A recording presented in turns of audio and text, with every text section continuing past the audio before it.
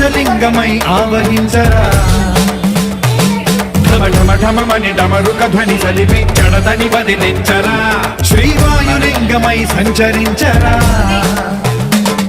అడువడువడువున తన తలువున నిలిచి చలనమే కలిగించరా భస్మం చేసే అసురునే అగ్నిలింగమై